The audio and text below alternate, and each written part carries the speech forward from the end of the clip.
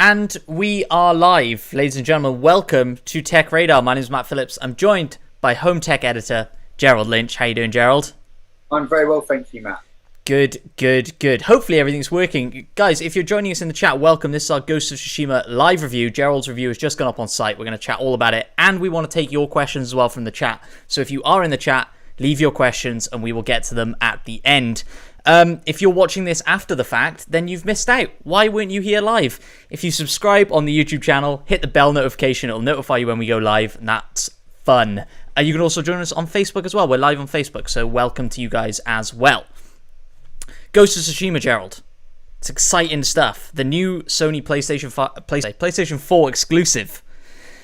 I feel like a long time coming, a really long time coming, and I feel like perhaps a little bit unfairly, been a little bit overshadowed. Obviously, it's coming hot on the heels of Last of Us Part 2, and that game's massive. Everybody's talking about that game. So maybe it's worth starting off. Can you give us the elevator pitch for Ghost of Tsushima? Why should we be excited about this game? Live the life of a samurai in feudal Japan. You've sold me. I'm in. It's not bad, right? I think it's been both unfairly and fairly called Assassin's Creed Japan. Right. And that, I think, does tell you a lot about what to expect from Ghost of Tsushima. It's very much one of those, it's a game in that open world mold, you know. Start off like a little weak samurai, and then as you explore more and more of a very large map, you become more accomplished by hitting on little different distractions and side quests along the way, as well as the main quest. I've had a lot of fun with it. It's definitely not without its problems. Right. And I think if you've played a lot of open world games this generation, Assassin's Creed Odyssey, Red Dead Redemption 2, you're probably going to feel like there's quite a lot of familiarity to it. But it does have a beautiful world and a hell of a lot of gameplay, really fun combat. So there's lots to love, as well as some things that could perhaps have been maybe a little bit massaged better. Yeah, sure. And, you know, something you mentioned in there, people have been crying out since Assassin's Creed first came out, since it launched. People have been crying out for an Assassin's Creed in Japan. And so does that feel like this game? Is that really what this game is going for? I don't know if that's the intention of the developers, but it definitely is what you end up with. Yeah. You've got the same sort of stealth assassinations. You have, I mean, let me perhaps rephrase that. It's definitely like later day Assassin's Creed. You're not looking at like the early, very stealth focused, very quite linear Assassin's Creed. This is very much an open world game, like the more recent ones are. Right. But in terms of that Japanese setting, yeah, it absolutely nails anything you expected or wanted from that. Fantastic stuff. And, you know, one of the things I read through your review, one of the things that stuck out to me was this section where you talk about becoming a more accomplished samurai as you explore the map, earn better weapons and armor, improve powers by exploring shrines. And a little bell went off in my head and went, that sounds a lot like Breath of the Wild. And again, you mentioned it earlier on in the thing, what you were saying. So, yeah, are there vibes of that in this game?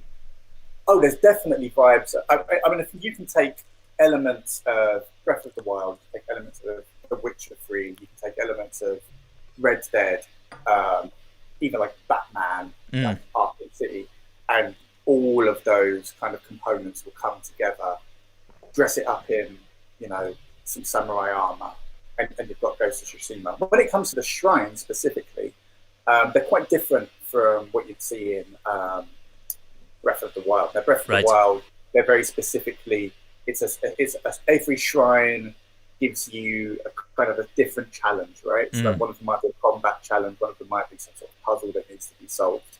The shrines here are more environmental platforming puzzles.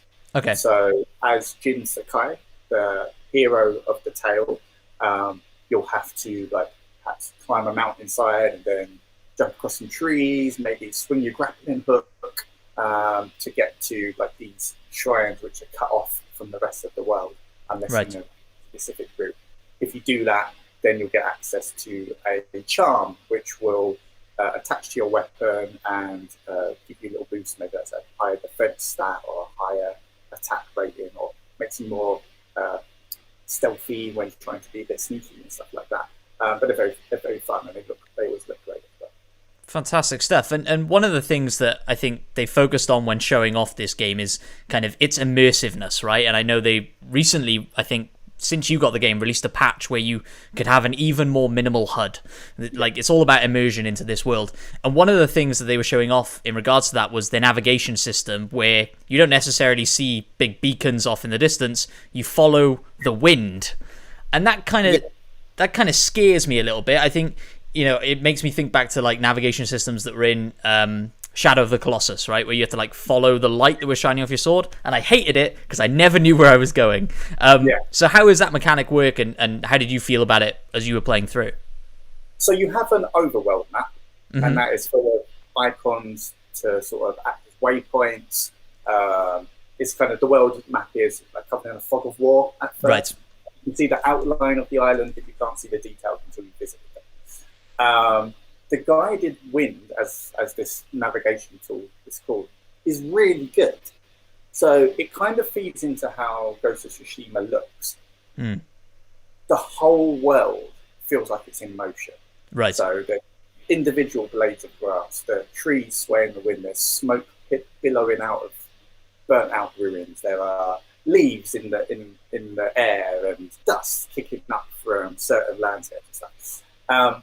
So every time you want to go to a specific location on the map, say you've set a marker, or you just want to say, I'm going to head north, you give a quick swipe up on the DualShock controller, and that gives a gust of wind that animates the world around you, sort of like a sort of thing. Like, and that will last for a few seconds, and you'll see like the trees will sway in a certain direction, or the grass will sway in a certain direction. Right. So you can just follow that kind of pattern, which after a little while becomes quite intuitive. Okay. Then eventually, when you're in the vicinity of your destination, you will see a little map marker. I'm with you. The idea is that you don't have this hovering kind of settlement icon wherever you go. Sure. It's only when you're getting closer to it, and probably by the time you're close enough for that marker to arrive, you can see where you are anyway. What's interesting is there's no mini map, so you're either jumping to that world map or you're using the guiding wind map. Right. And there's no compass. Now, the compass element I did find a little bit annoying, because it can be a case of, okay, I'm going to stand on the spot for a second and drop. Like, at some point, if you do stand on the spot, like, Jin will pick up like a leaf and just go like that, and you'll see where it goes. So there's nice little details like that. Yeah. But sometimes I didn't want to jump to the minimap. I just wanted to head north, and I didn't want to have to set a north point, swipe to see where the wind was blowing, and then head north. Yeah. So some sort of small compass would have been appreciated. But on the whole, the guiding wind mechanic really works and does keep you immersed. It's cool. Brilliant. And I guess the thing that's going to keep people coming back to this game, the kind of the core of it, is the combat, right? And one of the things you talk about in your review, and they've talked about in the sort of press material for this, is this kind of, you can either play it as the ghost, which is like considered dishonorable, or you can play it with honor and face people head on. How did you find the sort of balance between those two, and are you really punished, I guess, for going one way over the other? Well, maybe let's give a little bit about the story as well, because that plays in how these two systems work. Sure. So you star as Jin Sakai, who is the orphan son of a Japanese feudal lord. And the game kicks off on the eve of a Mongolian invasion of the island of Tsushima.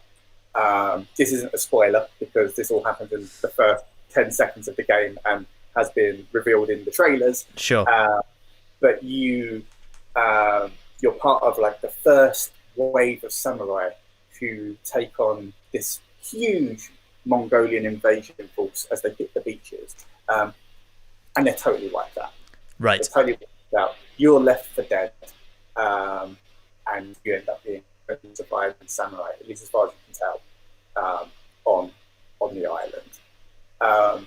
Now, what separates the Mongolian force from the samurai force is that they're sneaky, right? They're happy to take you out from afar with big, heavy artillery, and they're really brutal, and they'll use every like trick in the book to beat the Japanese samurai. Whereas the samurai have a code of honor where you have to, stand down your opponent and look him in the eye when you kill him. So when Jin does kind of find his feet again, he realizes that he's going to have to take on a different sort of approach if he's going to be able to defeat these Mongols. Right. And to do that, he might have to take on some more ninja-like aspects, where he's sneaking around people, using equipment like smoke bombs and throwing stars in order to take them on and beat them at their own game, so to speak. However, he's been brought up in the samurai code, which is like this very honourable, you must have like a direct connection to the person you're engaging in combat with. And throughout the game, there are flashbacks to, is Jin doing the right thing by his ancestry, or is being the saviour of his people more important by any means necessary? So you'll never push down one path or the other. You can mix it up. So you can go all guns blazing into combat, or you can kind of take an approach and pick people off. And every now and again, if you do go for that kind of more sneaky approach, you'll sit like Jin and say, "I'm sorry, but, I attacked you in a dishonourable way," or words to those effects. Right. And it's a story beat. It comes up as you go through the game, whether he's doing the right thing or not. But you're never actively punished for doing one thing or the other. And you can always explore both sets of skills and maximize both skill trees as you like. One area where perhaps you would be better off going for a stealthy approach is there's lots of missions where there's a hostage situation. So if you alert the guards, they'll make a move to kill the hostages, so maybe you want to be a bit sneaky there. But the combat's a lot of fun, and one of my favourite parts of it is the standoff mechanic. Yeah. So it kind of acts like if you've seen any like samurai films, it's this sort of moment where the two combatants stare each other down and they're waiting for their moment to like just do a one slice hit to kill them. Yeah. And you do that by like you hold down the attack button, you wait for the visual cue where the attacker is going to attack, and then you release. And then as you go through the game, you can build up that skill so that it goes to like more and more and more attackers at once. And take them all down in one hit. There's also like one-on-one duels in the game, which act as like boss battles, and then you've got to make use of like parry attacks and dodges, and they're really tough. And they're like quite cinematic as well. The camera angle shifts, and it almost becomes like a fighting game, like some like Bushido Blade game or something like that. Still using the same sort of mechanics, but that kind of shift in camera angle changes the tone. You feel a lot more tied to it. It kind of reminded me of some of the sword fights or the lightsaber battles, I should say, in The Force Awakens. No, not Force. It's The Force Unleashed. Sorry, right. I'm getting my Force mixed up. There's too many Force. Easy to do. Easy to do. Yeah, and it's like those moments where the swords will clash and then they'll have a chat against each other. Like, sure. You should know better. Dishonor. But it's very well done, very cinematic. I think, the cinematic angle is something that they've been going for, right? And there's like a black and white mode in the game, and you can pick subbed or dubbed, and these kind of things. They're really trying to make it feel like those old school samurai films. And so I guess from what you're saying, they definitely achieved that, right? Yeah. So there's an even like a visual filter on the game called Kurosawa mode. So for those familiar, Akira Kurosawa is one of the most highly respected directors of all time, and perhaps the most famous Japanese director of all time. So he did films like Seven Samurai, Throne of Blood, these real kind of pillars of Japanese cinema, and in a lot of senses, the forebears to a lot of Hollywood cinema. So George Lucas considered Akira Kurosawa like a key influence in Star Wars. If you look at Sergio Leone's cowboy films, like spaghetti westerns, are essentially Akira Kurosawa samurai films, right, in Mexico. Sure. Right. So the dev team have developed a like black and white filter / film grain mode, which takes advantage of trying to replicate that Akira Kurosawa film effect. So get that really dramatic contrast. It's not very easy to play the game like that because it's sometimes you need those coloured visual cues to kind of engage better with the world. But in terms of replicating the feel of the visual feel of Kurosawa film, and they do a really good job. And there's a really very in-depth, detailed photo mode you can use if you really like, and setting up the perfect shot and sharing them on your social platforms and stuff like that. Brilliant stuff. What I would say is perhaps doesn't quite match the heart of the Kurosawa films. There's you've got this tale of like redemption and perhaps revenge as Jin tries to kind of rebuild and retake his island that he's familiar with. But you never really feel that engaged with the characters. Right. Jin is quite he's very stoic. He's a very serious samurai, and you can understand why that would be the case. One, from the fact that he just sees his people be massacred. Sure. And two, historical interpretations of the samurai code that was very serious or very stoic individual. When you're playing a game that I think you could quite easily play for 80, maybe 100 hours, you need someone who's got a bit more charm, a little bit more humor, I feel. Right.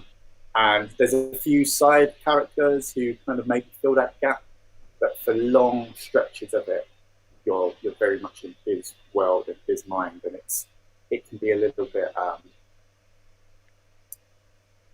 I'm not going to say depressing. I don't think that's the case, but you definitely could do with, to use the Assassin's Creed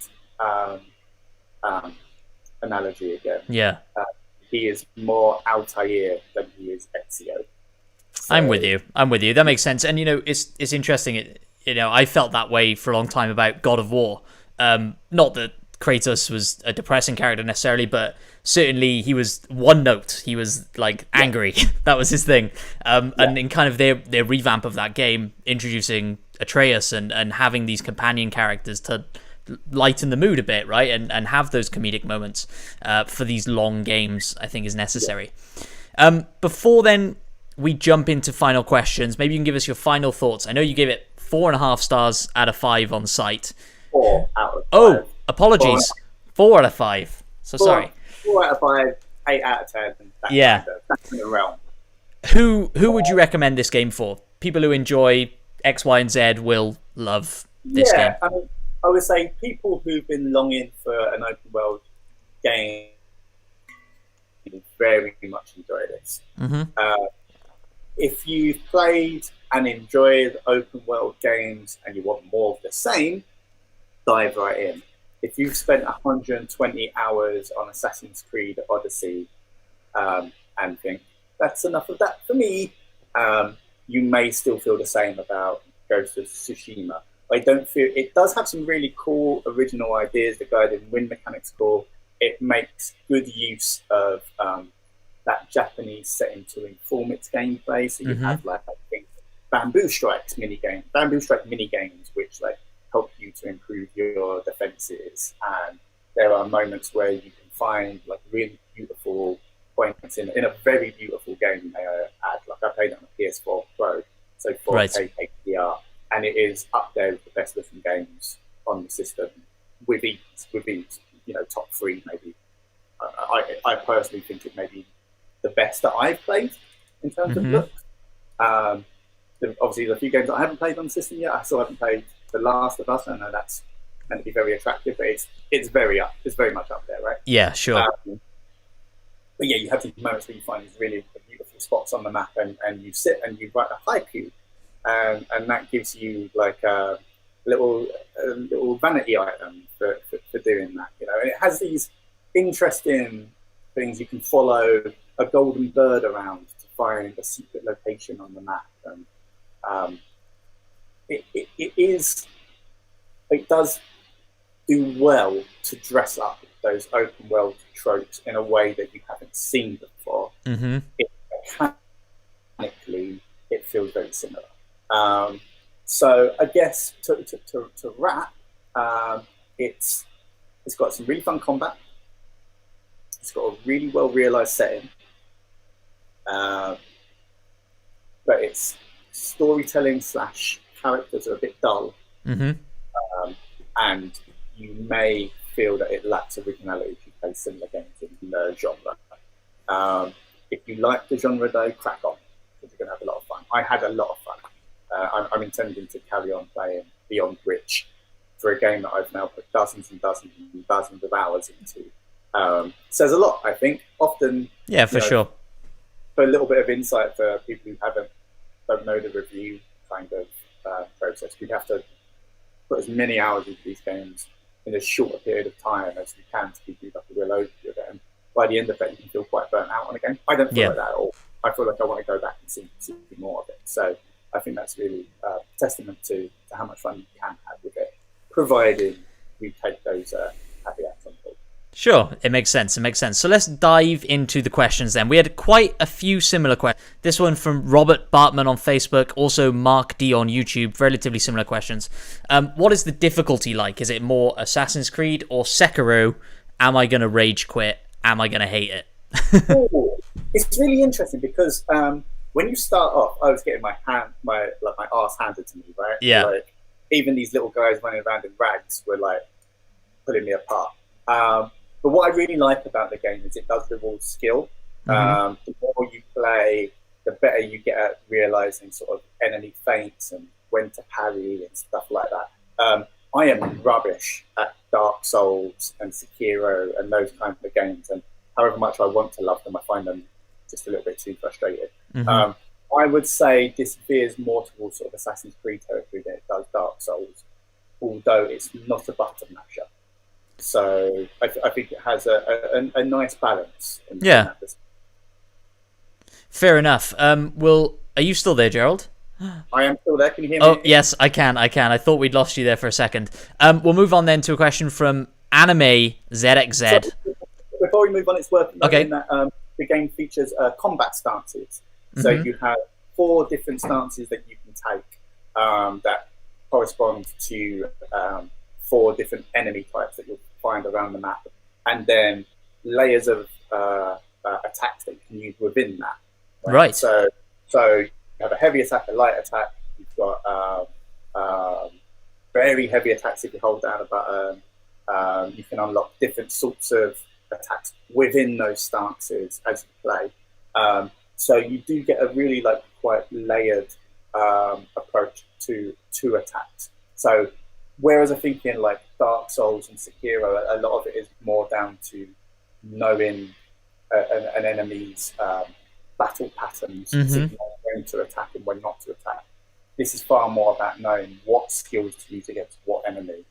And in the heat of a battle where you're maybe taking on four different types of enemies, know how to switch between which at what point is kind of the core of the combat. Really interesting. And I suppose when you master a combat system like that, it's incredibly satisfying when you become one with the samurai and become really zen and slice through 6 guys in one go. So yeah, a question we had from Anime ZXZ. Are the graphics as good as the gameplay that we've seen released in the State of Plays? How did you feel about the graphics? Yeah? 100%. At some point, so I'm playing on a PS4 Pro, so that means I'm using it for 4K and HDR TV, so it's it's looking probably about as good as it can. It's truly beautiful in places. Now, of course, any gameplay trailer is going to show off the most beautiful places, and you will get stretches where it's like, oh, I'm in another forest, right? But then you'll open up onto like this really beautiful golden temple, or you'll be walking through like a forest where like all the leaves are gold and cascading, or you'll be going across this like marshy, smoky swamp, and it's just like, wow, I could be there. Sunsets are incredible, the lighting effects are incredible. The detail on character models, especially like Jin himself, is phenomenal. Jin is a bit boring, but like the motion capture for like the cutscenes and stuff is really great, like especially like the facial mocap. I would say perhaps like it doesn't feel as lived in as some games. So like you look at like Dead Redemption and like you hit Valentine and you know got people wandering about and everyone feels like they're doing their own little life, right? It can feel a little bit more static. The kind of mise en scène of it, you know, the hanging around. But in terms of like landscaping, it's phenomenal.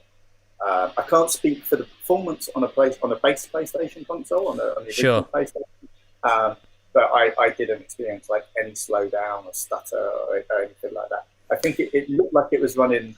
I can't confirm this, so I don't want to set expectations incorrectly, but it looks like it's definitely hitting a solid 30 at all times. I'm not sure if it has like a scaling frame rate or scaling visuals. I haven't been able to confirm that. But I can say that on the PS4 Pro, it was solid all the way through. Yeah, and the gameplay that you're seeing next to us now, guys, that's all running on PS4 Pro. If you're interested in what the game runs like on PS4, little plug, this Friday, I'm going to be going live on Tech Radar's YouTube channel and Facebook page and playing the first couple of hours of the game on my base PS4. So if you want to join there, you can jump in the chat, say hi, and see what it's running like on my PS4. Maybe it'll be a disaster. Who knows? It'll be exciting to see. I doubt it. I very much doubt it as well. So we actually had a question about that. How does the game play on PS4 compared to PS4 Pro? Obviously, we've just covered that. This person says, it's Gonzi on YouTube. They're considering buying a PS4 Pro, but with PS5 on the horizon, it's a tough choice. Gonzi, don't buy a PS4 Pro with 6 months to go until the PS5. If you've got a normal PS4, it will last you, mate. Don't worry about it. Where are we at? So, an interesting question here that I don't think has been officially announced, but something we can definitely touch on. Tyler Barber on YouTube says, will this game be getting a free upgrade on PS5? I had a chat with Sucker Punch, the developers of the game, ahead of release, and they would not be drawn on to whether or not there would be a PS5 release. I would say, if you look at the pattern of PlayStation exclusives in the past, Shadow of the Colossus got a remake, Last of Us Part 1 got a remake. Yeah. The whole kind of messaging around this new generation of consoles is that things are going to be a lot more. Now they're not. I don't think Sony. I wouldn't expect it anytime soon. No. Sure. Let's see if we can bang out a few more of these questions before we close out then. So, where was I just saw? Yeah, here we go. So, oh man, I'm going to really struggle with your name, unfortunately. We're going to go with Rafan on YouTube. How is the stealth action, and is the AI any good? I thought that was an interesting question. How did you feel about the AI in the game? So, feels all right. It feels about as good as the recent Assassin's Creed games, i.e. they pay less attention to stealth these days. This isn't Hitman, you know. It's not Dishonored. But you can choose to play in a stealthy or ranged sort of approach if you like. Sure. I primarily took the full frontal approach because I really like the sword combat in this. I think that's the game at its strongest. You can play stealthy though. In terms of the AI,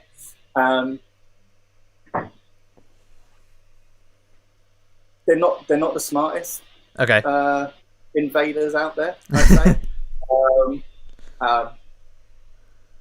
it's always a funny one with stealth games and AI, because for it to be enjoyable, they have to be working in readable patterns. Right? Exactly. I need to be able to plan my attack so that I feel like I'm some kind of crazy like ninja killer that no one can see me. So yeah, I never really know how to answer that in stealth game. It depends on what Raphan wants. Yeah. If he wants a stealth experience where he feels like he can read the map and know where people are going to go and attack in a way to let him move unseen, then yes, you can do that very well. If he's looking for AI that is believable and unpredictable and perhaps reacts in a way that normal people would to all of their mates being killed around them, then maybe not. In terms of that kind of stealth AI, pattern-based movements and stuff like that, though, and take the higher ground, take out the people higher up on the map who are keeping an eye out for you, and all that kind of stuff. Yeah, it works. It works well. Interesting stuff. We got a question here from Wildby here.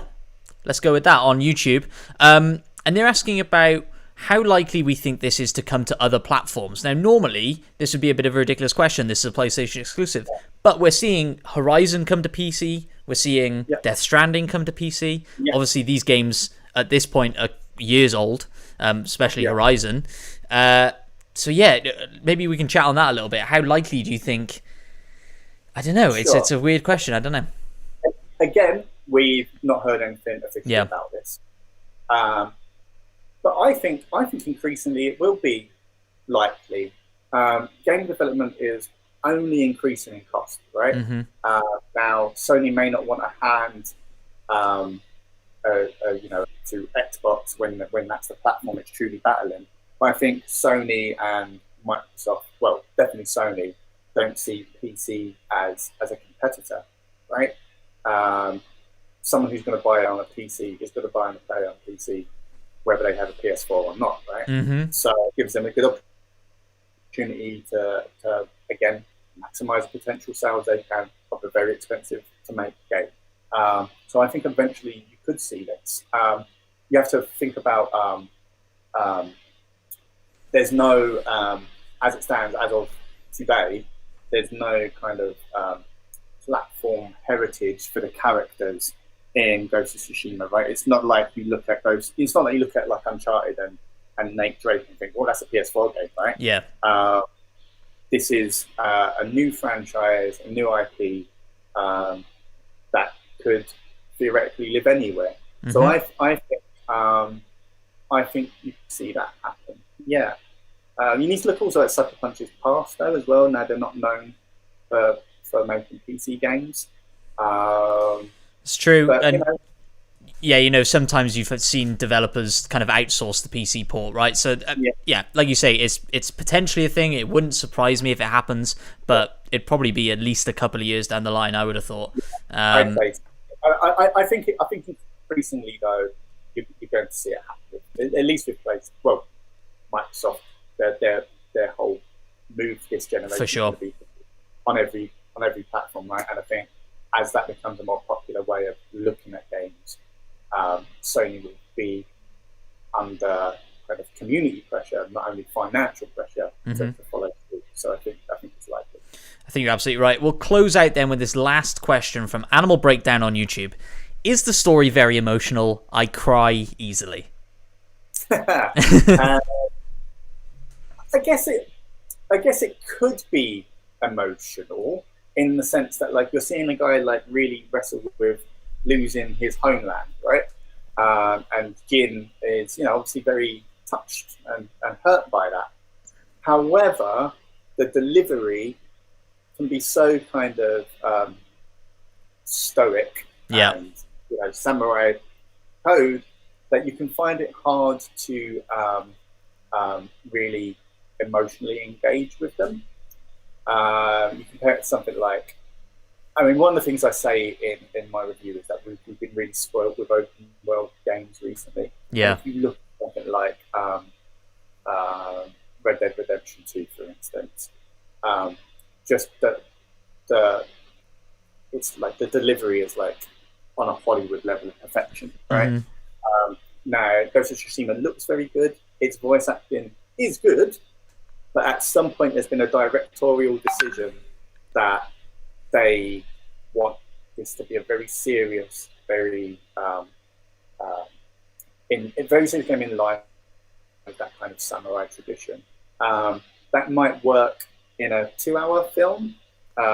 It's a little bit hard to stomach, for 60 plus hours.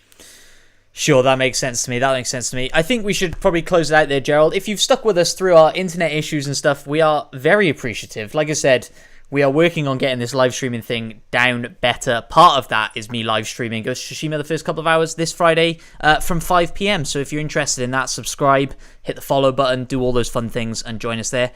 Where can people find you on the internet, Gerald? They can find me GG Midnight